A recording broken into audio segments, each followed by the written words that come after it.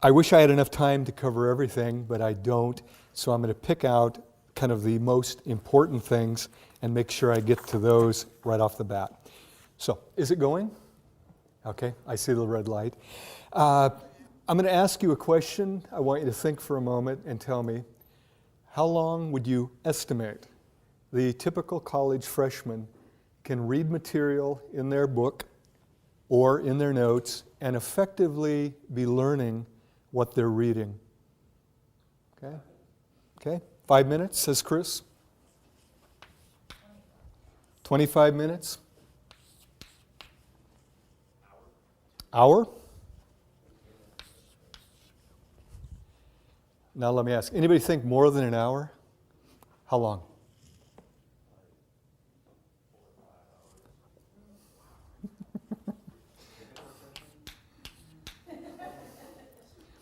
By the way, I had a guy, last time I did this, he said, I can do it about 6 hours. And I just, well, then I found out he is a medical resident, just finished medical school.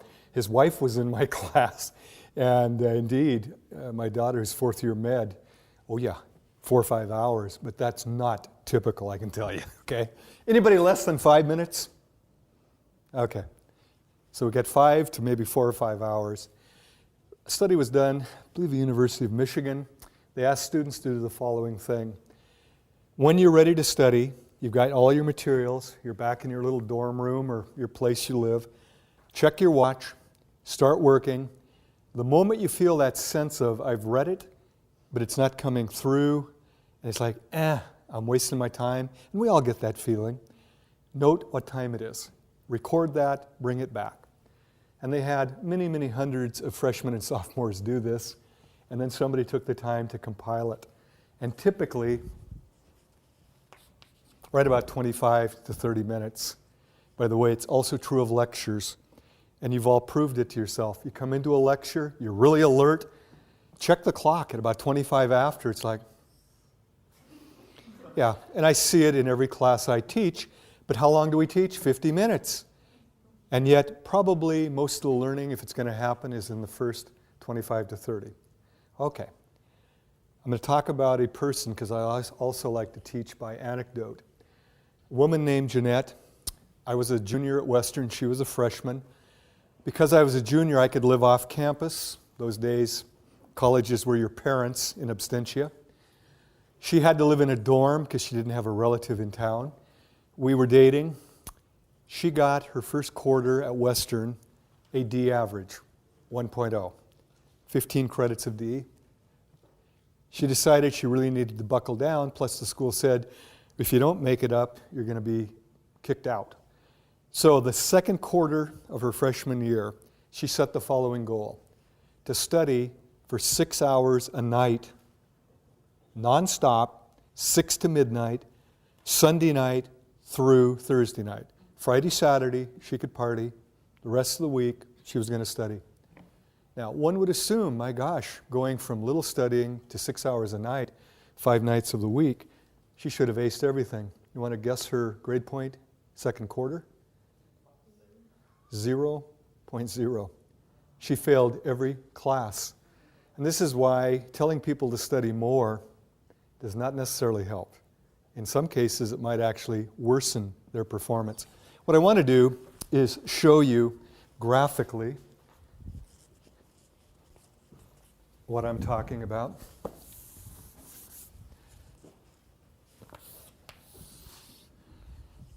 Let's say this is efficient studying, and I know there are no numbers there, but higher means more efficient, lower means low or no efficiency. And this axis, we're looking at time. Here's what happens for the average student. For her, 6 o'clock in the evening, after her supper at the residency dining hall, she plopped herself down at her little study area and started studying. But here's what happened. By about 6:30, she was in a major slump. But what was her goal? To study 6 hours. So she continued to sit at her little desk and stare at pages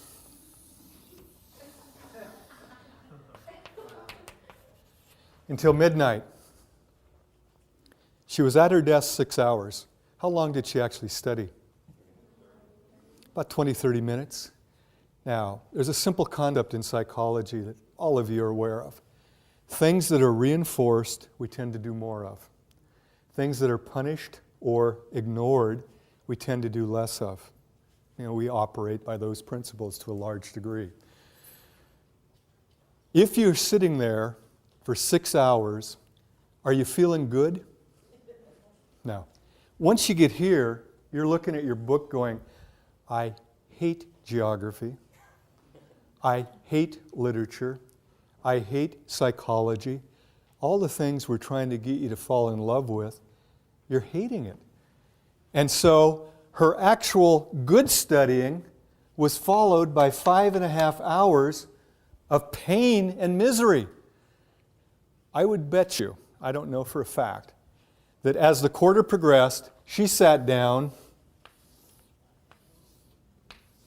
and finally, she was done before she even started.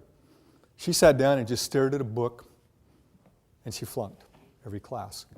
Now, had she taken this little seminar or figured things out on her own, she'd know what to do. First rule, the moment you start to slide, you're shoveling against the tide. What you need to do is what? Take a break. And here's what's cool about it.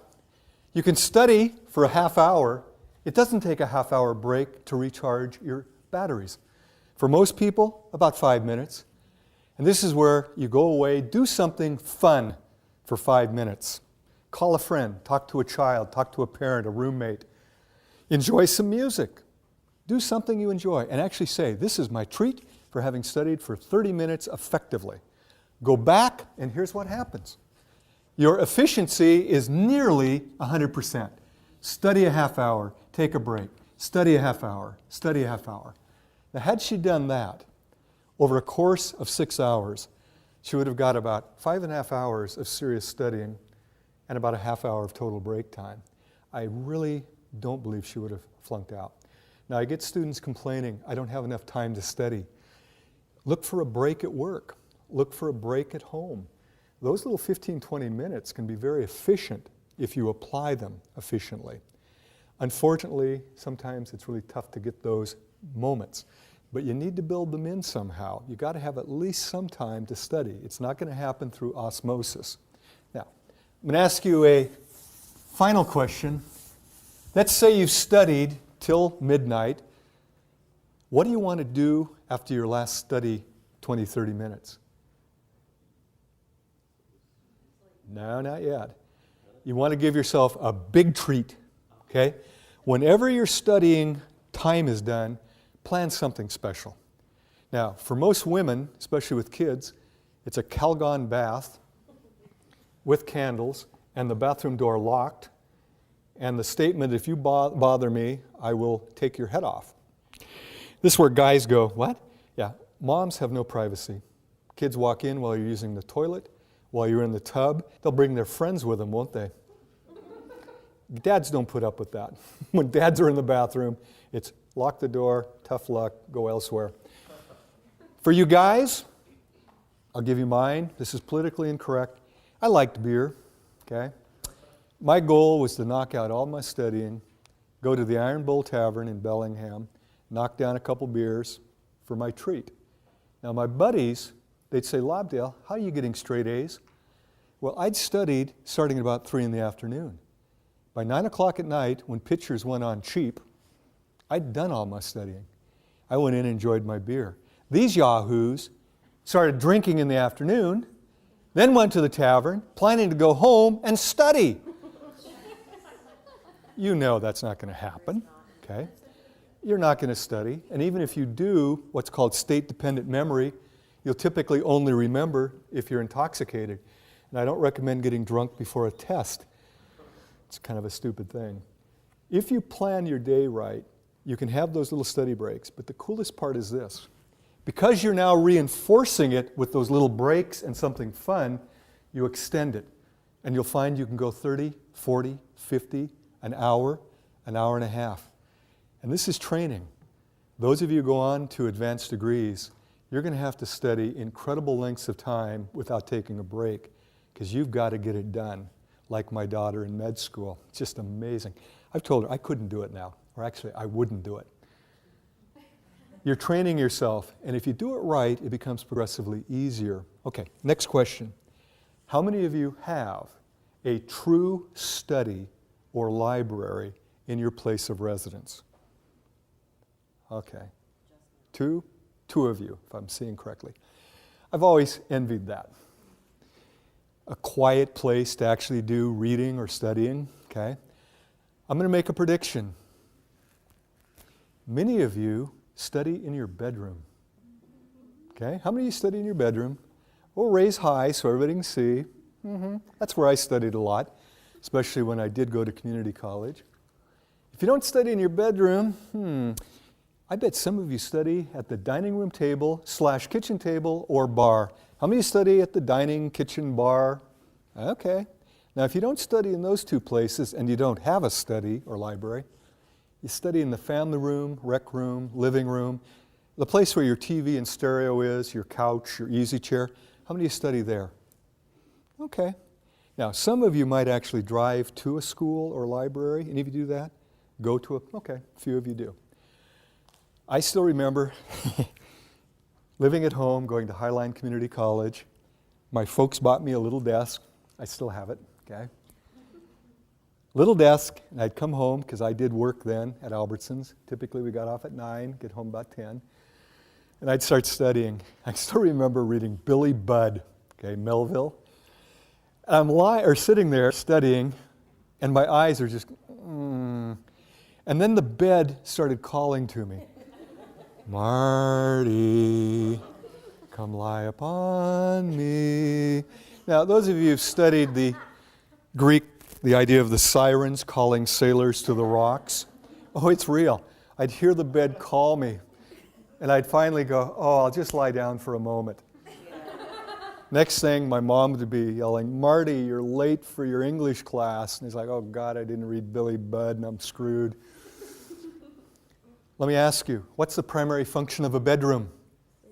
What's the secondary function? Good. Most groups go. I go, take Psych 20 or 225 to learn about it. It's functional, okay? Primary function of a dining table. Eating. Primary function of a living area. Okay? Recreation, socializing, right? Now, a lot of students don't realize how much we're controlled by environmental cues. How many of you been to the Tacoma Mall?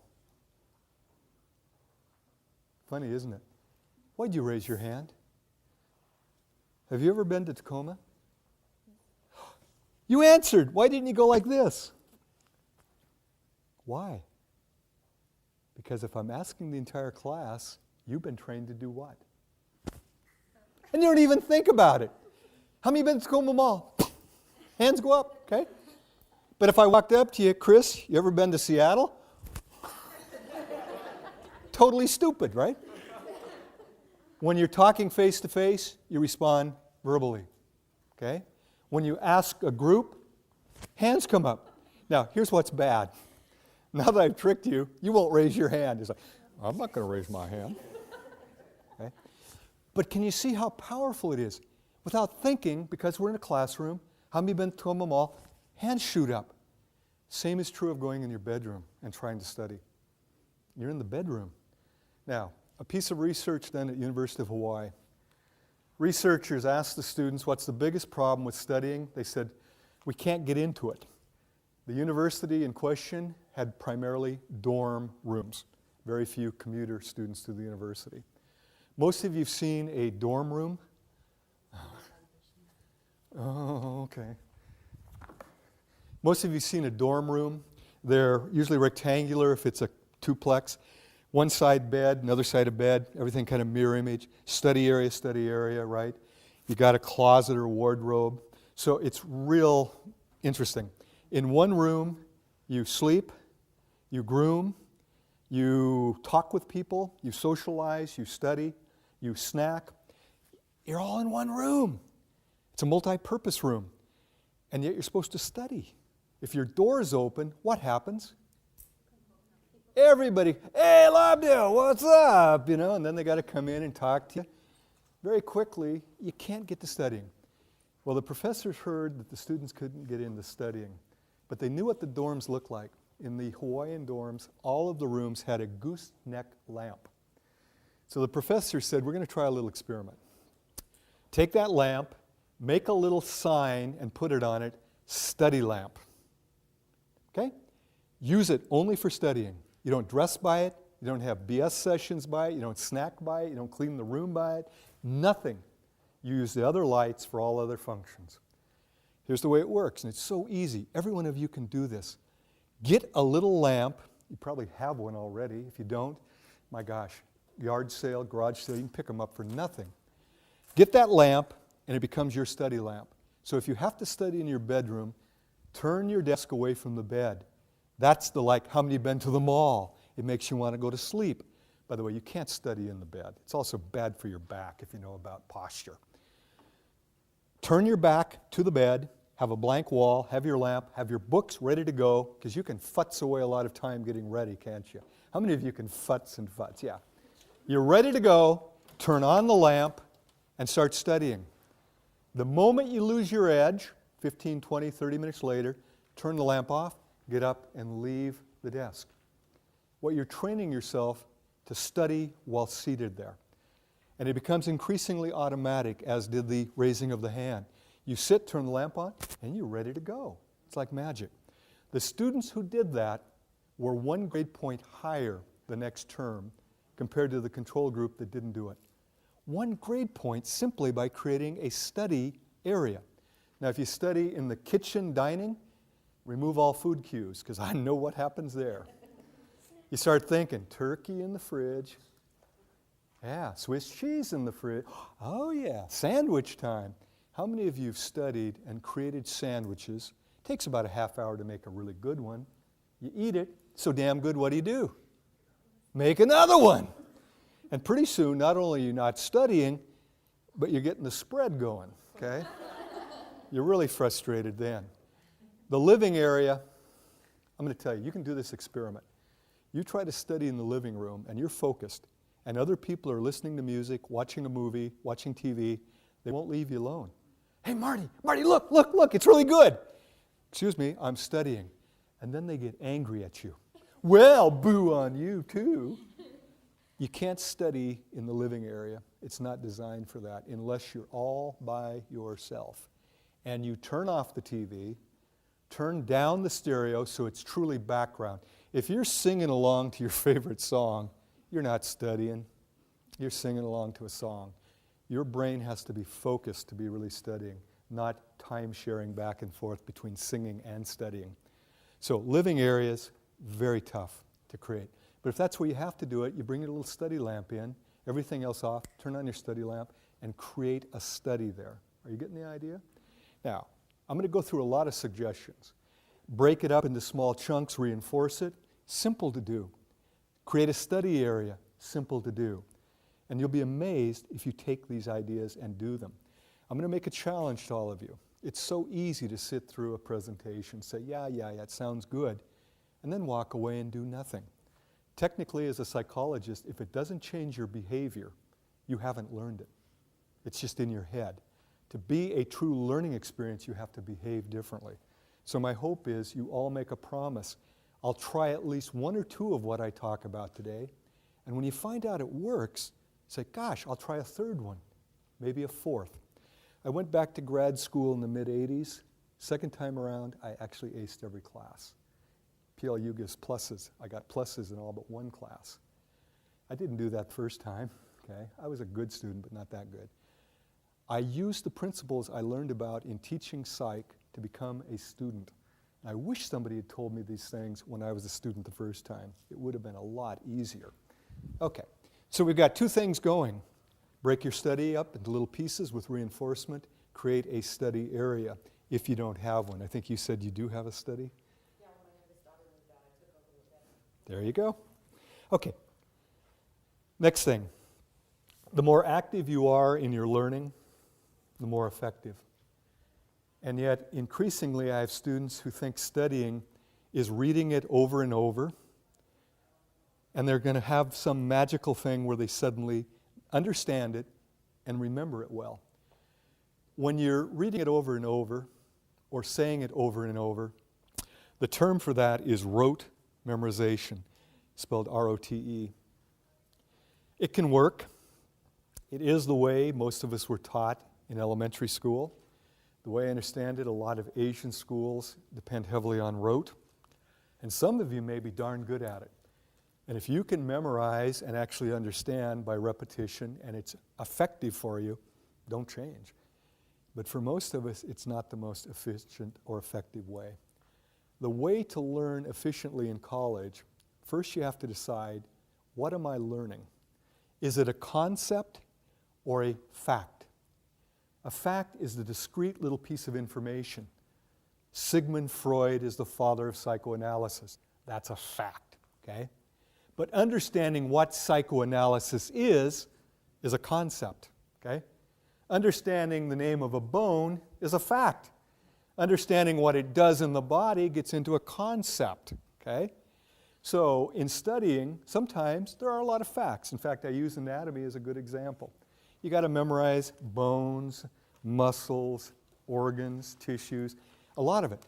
But if you simply memorize and don't understand the function of it, the comprehension of the actual concepts, it's a lot of wasted learning, really. Just to know a name of a bone is like, yes, so what? Okay? What does it do? How does it function? So, if it's a fact or a factoid, you have to approach it one way, and I'll talk about how you do that. But in most college classes, what we as professors are most concerned about is that you grasp the concept. Because concepts, once grasped, will stay with you a lifetime. Facts can easily get confused, but that's why we have Google, why we have reference books. If you know the concept, you can quickly look up the fact if you have to know that for a particular fact. Neat thing is, I get questions, who has more advantage, younger students or older students? Depends on what you're talking about. Most of us, as we get older, realize concepts are what are really important to make our lives better, to be effective in our work, to be effective in our personal lives. Facts, though, we realize we can look up. We can get those if we need them. Young people actually often learn facts very quickly, but they never think about the concept. And I'll give you a simple example. I'm an old guy. When I was a bit younger, I would sing along with the radio with my adolescent daughter in the car. Oh, Dad, if you don't know the words, don't sing the song. I'd say, okay, Beth, you're right. I'm not singing exactly what he or she's singing, but it's conceptually the same. What? I'd say, what's the song about? I don't know. She couldn't tell me what the song was about, but she could tell me every word in the song. That's learning facts and not seeing the concept. I, as an adult, I know the concept. I just make up my own lyrics, okay? Because I don't worry about the factual. Now, some of you are going, yeah, but my teacher does. I got to know the facts as well as the concepts. So we'll first deal with concepts. Here's the question. Can you put the concept in your own words? If you can't, you don't really understand it. Okay? It's not meaningful to you. To make it meaningful is a struggle.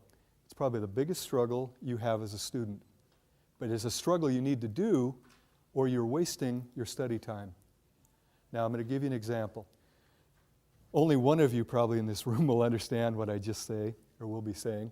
Ontogeny recapitulates phylogeny. And I knew she would get that. How many of you know exactly what I'm talking about? Raj, you do? Cool, 2 of you. Ontogeny recapitulates phylogeny. And most of you are going, it's all Greek to me. It's actually probably more Latin, but I'm not certain of that, okay? When I was a biology student, I learned about the ontogeny recapitulates phylogeny. And if you try to learn that and you don't understand it, it's going to go in one ear and out the other, okay? You can't hold on to it. But if I take a moment to break it down, ontogeny means your own development as a being, okay? You as a human, for example. Recapitulates means goes back through or recaptures, retraces phylogeny, which is the development all the way from single cell to complex mammal. Now, to make sense of that, how did all of you start in utero? A single fertilized cell, right? An ovum that's fertilized. And then it starts dividing and you get all that. But you get a little period, and this is what they first looked at embryos, where we look like a little thing that looks like a tadpole, right? Yeah, tadpole-ish. So we start with a single egg that's fertilized, and then we get this little thing that looks kind of like a tadpole, and they thought these were gill slits, okay? They're not, they're just what becomes the thoracic area. But there's no legs. It looks like a little tail. Oh, we had a tail. Got the idea? Well, then we get our arm buds and we get them growing, so we now get arms and legs. And gradually, we start looking more like a human being. By the way, take an embryo of any mammal. You probably couldn't tell one from the other. Human, pig, doesn't matter. They all look very much alike, don't they? Now, you understand ontogeny recapitulates phylogeny. But if an instructor doesn't take the time to tell you that, and you just read it and go, whatever, I'll memorize it, you will forget it about as quickly as you can get through it. I'm not going to prove this. You all get to do a little memory task. Got to find the right. Here we go. I'm going to read to you 13 letters from our alphabet. You all know the alphabet, right? Should be meaningful. As soon as I finish, I want you to say them back to me in the same sequence that I give them to you. So I'll say them and then I'll go like that. Just say them back.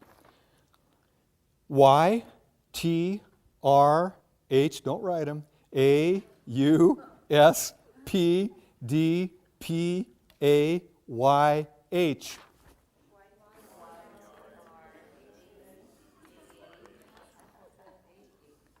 Boy, somebody sounded like they got quite a few.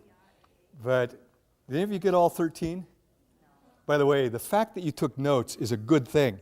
It's one of the best things to help you remember. And I sit in front of classes where they just go, for 50 minutes I'm giving them wisdom, and they're not taking a damn note. And then they wonder why they don't remember. You can't remember everything in a lecture. I'm going to rearrange the letters a little bit, see if you do any better. H, A, P, P, Y, T, H, U, R, S, D, A, Y. The letters in sequence. Oh, letters.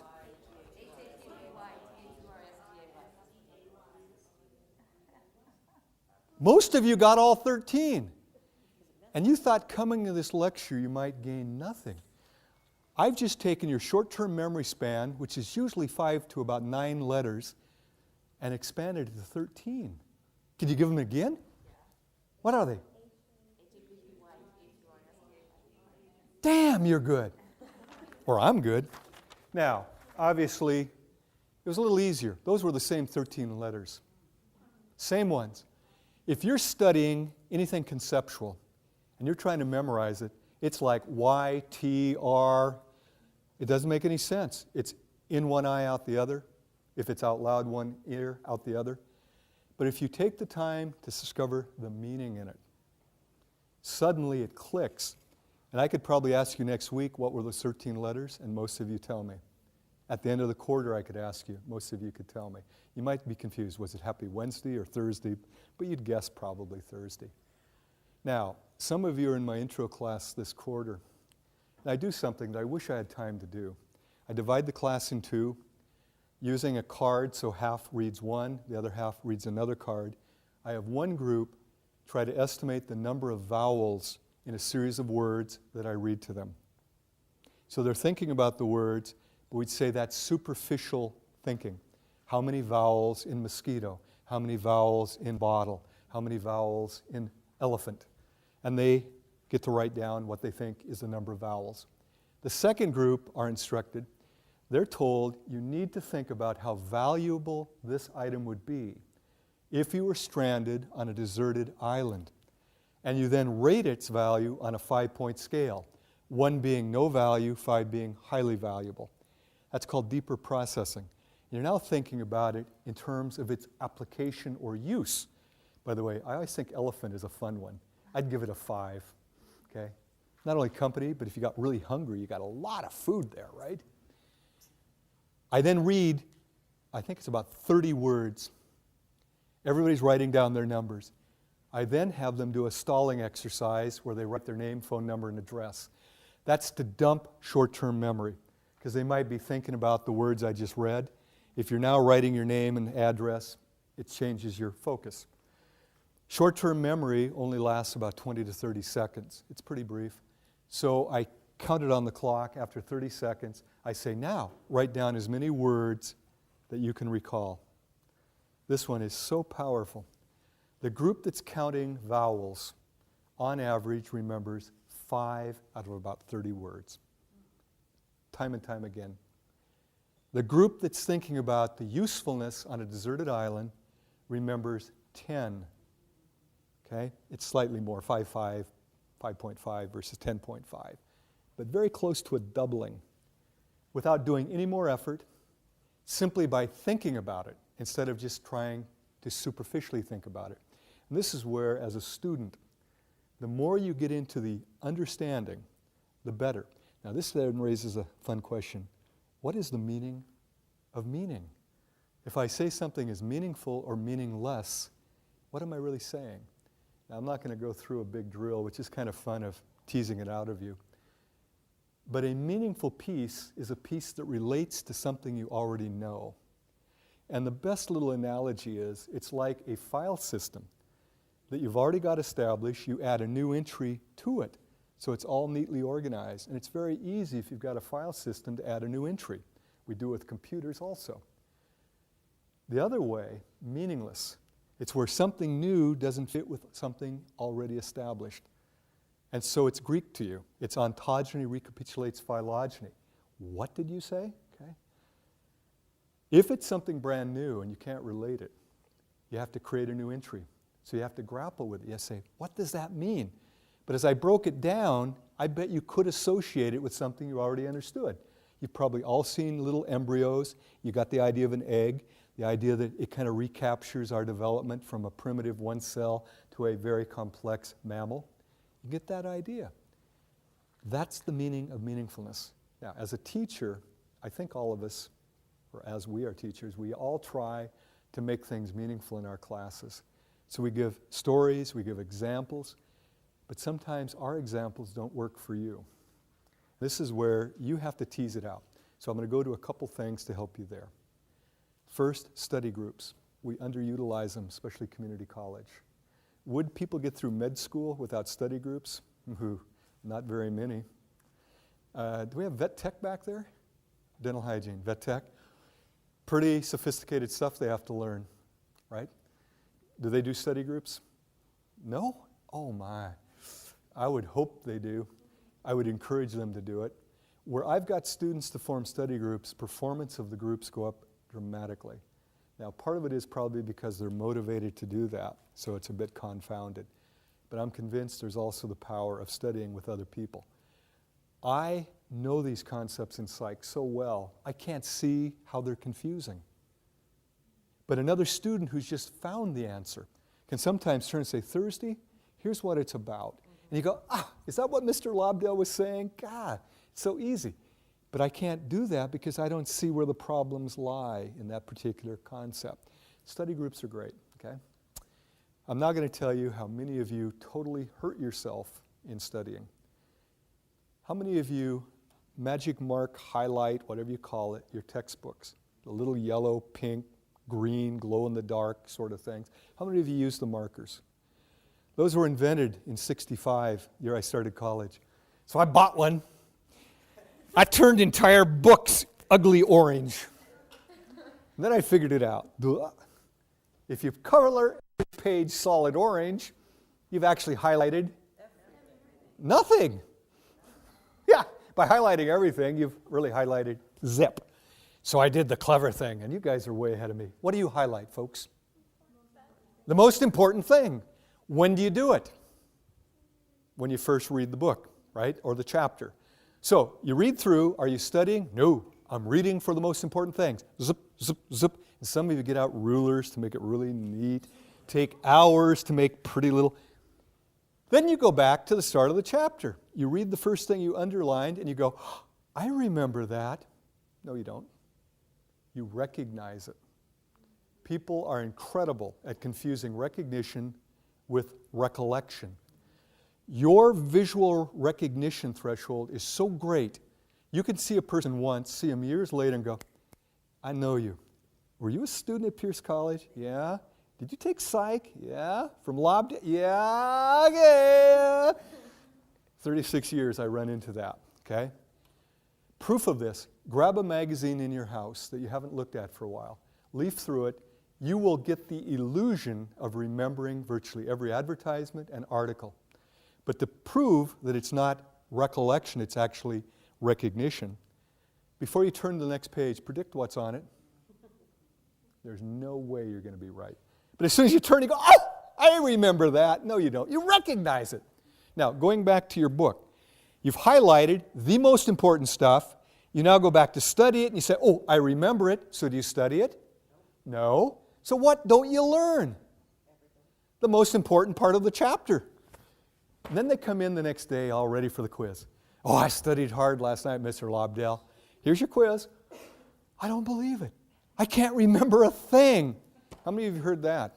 Those of you who teach, I could retire now if I had $1 for every one of those comments. I don't correct him. I shake my head and think, poor baby, you think you knew it, but in fact, you recognized it. You didn't know it. Now back to this active learning. How do you know it? If you can look at it, go to the next one, read it, and then stop and go back to the one before. Look up in the sky and in your own words, say what that was about. Yeah, you know it. You will not forget it overnight unless you suffer a pretty major cerebral accident. It just doesn't happen. But while we're talking about this, most of you undo good studying by not sleeping adequately. Some of the latest work on REMing, we're not sure exactly how, but there's something going on. It involves the hippocampus. It involves the storage from a transitory long-term memory to a permanent, what we call consolidation. That just labels it, doesn't really say what's happening. But we're getting increasing evidence that that consolidation process is dependent on rapid eye movement sleep, which if you're an adult happens about every hour and a half once you fall asleep. If you're not getting a good night, typically around 8 hours, you're not getting enough REM. What you've studied doesn't become permanent. And I can tell you there are studies that show simply by getting better rest, some students improve markedly in their performance because their brain now stores it a lot more efficiently. By the way, if you know anybody with sleep apnea, biggest thing they'll tell you is, I can't remember anything. My brain's shot. It's like my memory's gone. Yeah, it is, because your REMing isn't happening because you wake up so often and you can't consolidate and store permanent memories. Here's the funny thing. There's no money to be made by telling people to get more sleep. So you don't hear about it on TV. Sylvian isn't telling you to get better sleep because they don't make any money. I tell students, and they go, yeah, that's nice, but they continue to use their time for other things. It's kind of interesting, isn't it? The best advice, sleep better, and most of you will do better. Most of you won't even begin to take it. And I know why. You got so many other things to do. I'd ask you this, are they important? Is studying and learning the most important thing you're doing as a student? If so, maybe you need to give up some of the other activities. I have students tell me, I don't have enough time. There's 162 hours in a week? We all have the same amount of time. Marty has no more nor less than anybody in this room. The real question is, what do I do with my 162 hours? Am I going to use it well or use it not so well? Okay? I'm going to give you a couple other tips here. Taking notes, so vital. But most students who do it haven't learned a very simple rule. The first moment you get after a class, ideally right after the class, you should sit down with your notes and expand on everything you jotted down. Give it depth, flesh it out, okay? If you even wait to go home and do it a couple hours later, you will have forgotten some of your own notes. How many of you have done that? You've written beautiful notes, you get them home, you don't know what the hell you wrote. It's like, what is this? Okay? Well, that's a wasted note. But if you take the moment right after class to flesh it out, you now have a little more detail. Odds are at night, you can still recollect it. That will be a powerful addition with only about a 5-minute time investment per class. That is a good trade-off, okay? Now, the next piece. Let's say you're trying to flesh out your notes. It's like, I remember they said it or he said it, but I don't know what it was about. Look for a classmate. They're usually hanging around. Go up to somebody and say, hey, what was that about? And they can tell you. Or flatter the heck out of us. Teachers want students to succeed. Sometimes it isn't perceived that way. We want you to do well. It makes us happy. And anytime a student comes up in the lunchroom, where I always try to have my lunch, and says, Marty, I didn't quite understand this. Can you give me another example? I love it. I'm important. It's like, yeah, okay. You come to my office, not just with I'm not getting anything, but what was that about when you were talking about REM sleep, you know? And I started explaining, that's what my life's about here, okay? We love it. That's a legitimate thing. Or if you don't want to go to the instructor's office, most of us start up a class. Any questions? Yeah, yesterday I didn't quite understand this piece about ontogeny recapitulating phylogeny. Okay, we'll go through that quickly. Once again, we like that. We want you to be successful. Okay, let me jump back here to see where I am in my presentation. Okay, I was talking about being active. Activity can also take the form of recitation. How many of you know the best way to learn is to teach somebody else? Boy, if you've got family members or roommates, teach them geography, psychology, anatomy. They often love it. One of my dearest students 2 years ago, God, I just loved her.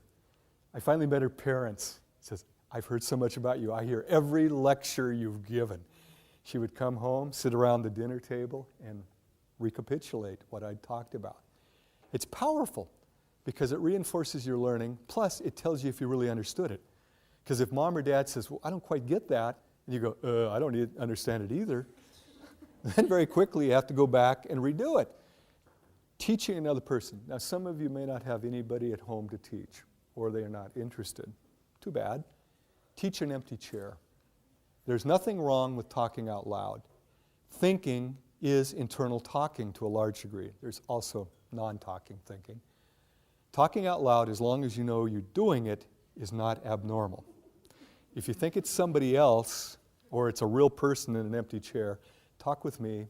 I'll try to get you lined up with someone who can help. If you have roommates or friends, say, I'm just doing this little Socratic thing where I'm going to explain it to an empty chair. Dialogue with that empty chair. Practice it. Now, for some of you, writing it out in your own words is a good thing. I'm lazy. I never like to do a lot of writing. But I learned very quickly to look at it, look away, and do a little dialogue with myself. Because it told me if I really understood it or not, very quickly. I would also do it with my kids, teach them as best I could, my spouse, anybody who would listen. It's a nice way of learning. Active recitation.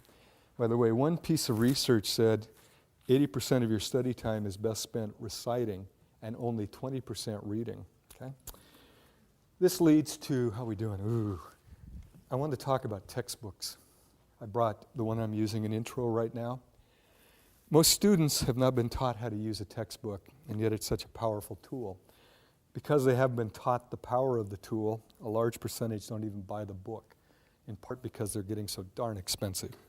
Over $100 for this little puppy here, I believe. These books are designed for what's called pedagogy. That's a fancy way of saying helping you learn. And they are seriously done to be, at least according to the people doing it, the most effective way of teaching. But students don't know the effective way of using it. How many of you know of SQ3R? None? 1, 2. I assumed all of my students were still learning this until a few years ago I asked. It died out. There's also a SQ4R. There's a newer version of it, which I'm not so familiar with. SQ3R. Survey, that's the S. Question, that's the Q. Then you have 3 R's. Read, recite, review. And we were taught this because they knew pedagogically, way back in those dark ages of the 60s, that you retain much more from a text if you survey, question, read, recite, and review. So, how do you do the survey? These are not novels.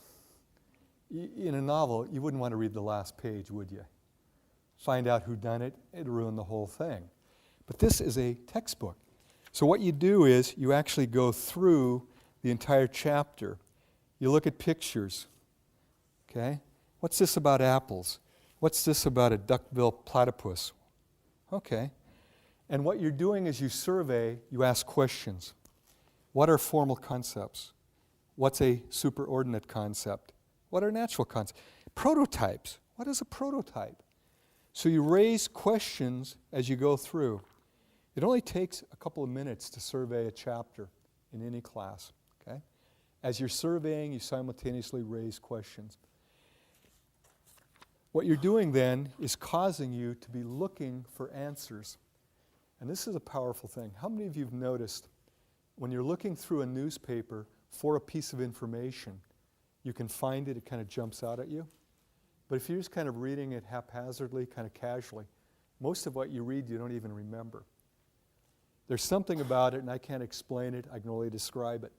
If you intend to find something, you find it. And I've got a little demonstration I could have brought where I actually show a placard with the words Boston and London printed on them. And I hold it up for 20 seconds. Out of a group this size, maybe 2 or 3 of you'd see Boston and London. Because before I do it, I tell you to look for letters, symbols, and numbers. I create what's called a set. You're now expecting not to see words, but letters. And even though Boston and London are printed on diagonal, most people don't see it. Likewise, if you just kind of go through a book without asking questions first, you kind of skizz over the content. You don't have the search mechanism going, okay? The reading followed by the recitation, I talked about that. Technically, before a test, it should be review. It should be in the barn. Now you're just touching up to make sure you haven't lost anything or confused anything. But I know how this works. Because we schedule tests, most students don't start studying until shortly before an exam. And much like my friend, they put so much time all massed together and only study for about a half hour, pull all-nighters so they don't get the good rest, come in and do poorly. You're undoing yourself. If you start studying early and do some of the things I've talked about, by the time you get to the test, you're just reviewing at that point, not truly studying. Okay, use the book correctly, SQ3R. Okay, I got one last thing, and I'm gonna get it. You've got to memorize facts. How do you do that? And I love it because I get a lot of students from anatomy coming to me going, I can't remember. What you use, mnemonics. In my view, they're quicker, easier than rote memorization, and I do use them. Mnemonics come in several flavors. We have acronyms.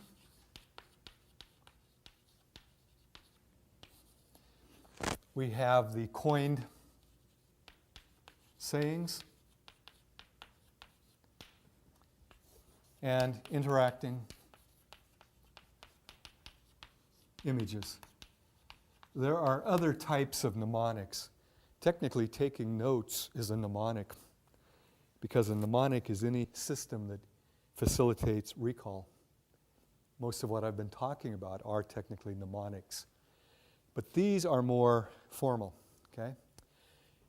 How many of you have learned that you can take letters and form a word of it, using those letters to remember certain facts? Okay? Ones that come to my mind, Roy G. Biv. How many know about Roy G. Biv? You know.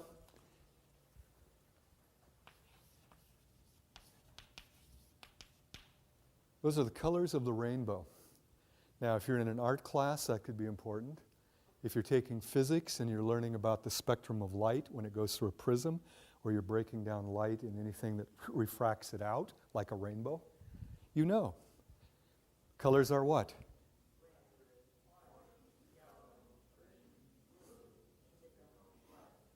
Pretty easy.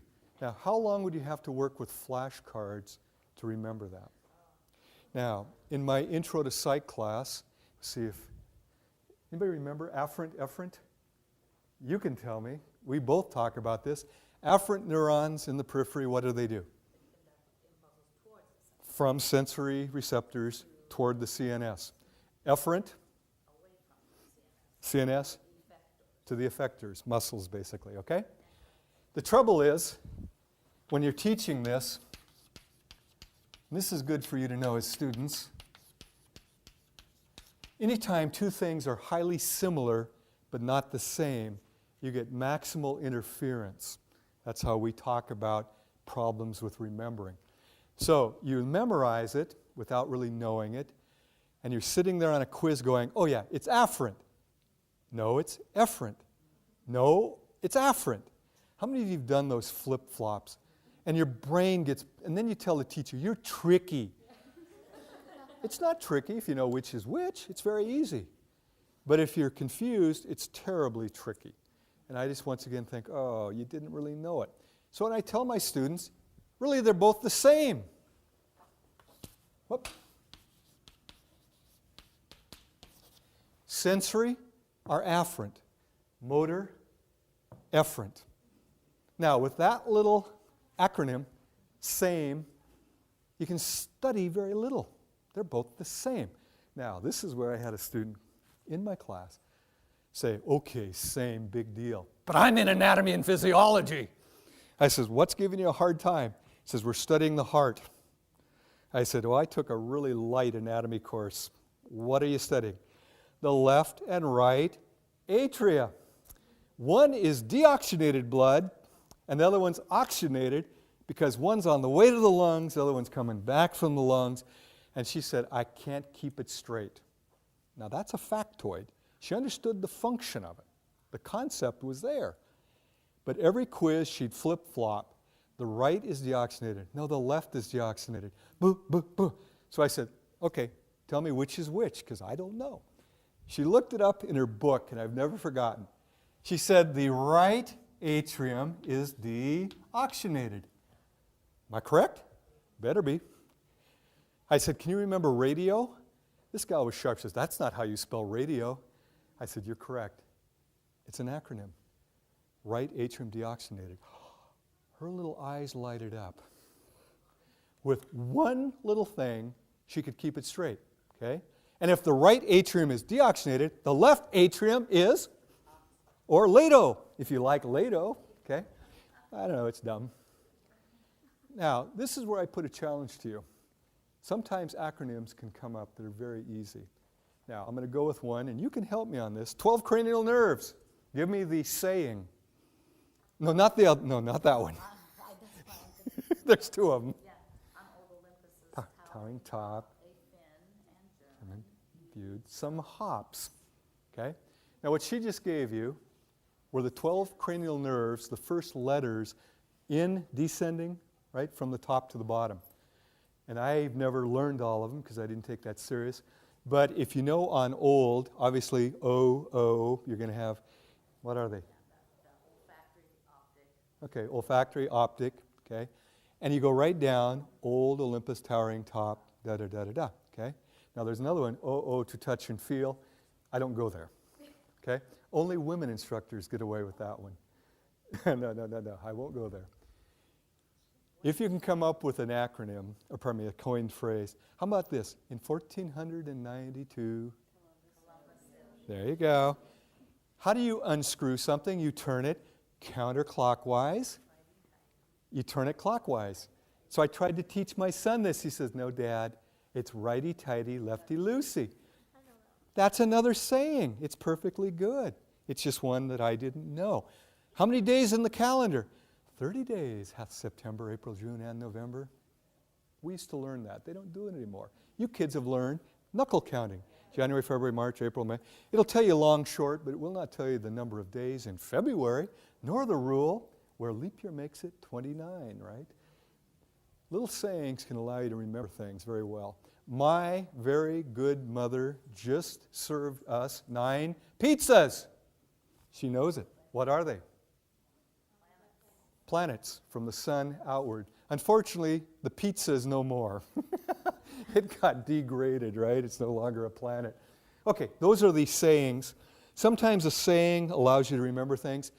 For my money, though, the third one, interacting images, is the best of all.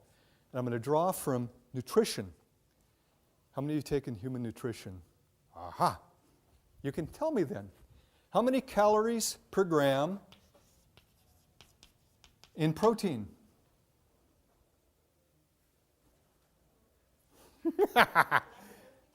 Dang! Do you remember?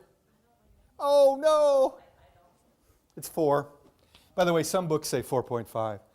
Calories per gram in carbos? 4. Calories per gram in fat?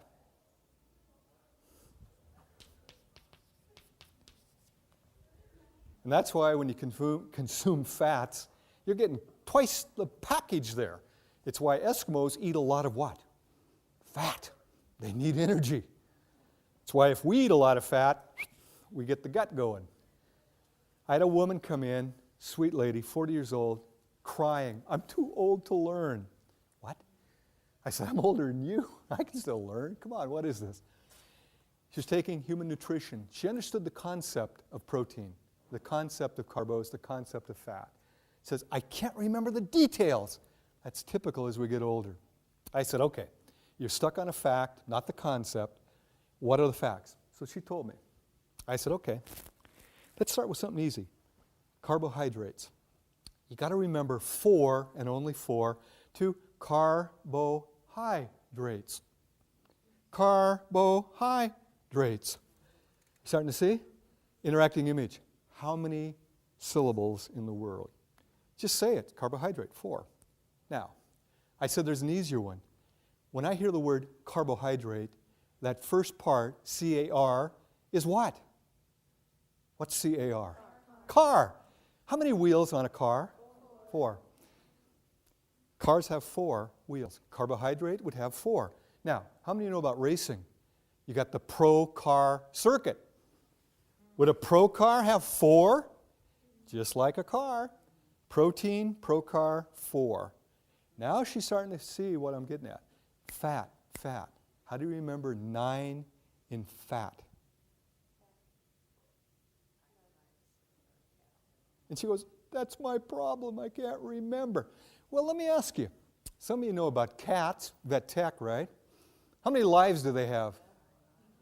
9 lives. Now, there's also an expression for rich people. What do we call a rich person regarding cats? Would a fat cat definitely have 9 lives? So I picture fat cats with 9 lives. This woman was almost gleefully happy. 9 calories per gram in a fat cat. Now, I've used this in classes, and I try to get people to realize interacting images work even better if they're a little weird. The weirder, the better, actually. But if you share them with friends, they may go, "Ooh, my God, you're sick." So you may not want to share them all. I have a bunch, and I will not share them in this class. They keep things straight in my mind, but they would sound weird. But one gal came down, and it was so cute. She says, "Marty, I have a way to remember 9. She goes, "I was stationed in Germany. I picture a very obese Fraulein looking at a bowl of strudel, going, 9, 9. I loved it because it's a homophone, but do you think she'll ever forget 9 and fat? She'll just picture the two together. Now, the more you can create those interacting images, the easier it is to remember facts. By the way, alcohol, anybody know? 7 calories per gram. How many letters are in the word alcohol? 7. And if you're a bartender, what's the classic call drink? Seagram 7 with 7-Up. They call them 7 sevens. 7's everywhere. So the more you know about Seagram 7 with 7, it's like 7 calories per gram. By the way, that's also why if you drink a lot, you get heavy quick. It's not very utilizable, but it is energy in your body, which we convert to fat fairly quickly. Okay, got the idea? By the way, eggnog, fat and alcohol, yeah, you can pork out almost instantly. I've gone beyond my time. I know that she has to be out of here. I think there might be another class. I thank you so much. There's a handout up there. There's also, God, I'm not going to do this. I've been here long enough, I don't have to. If you have questions, come see me. You were a great group. Thank you.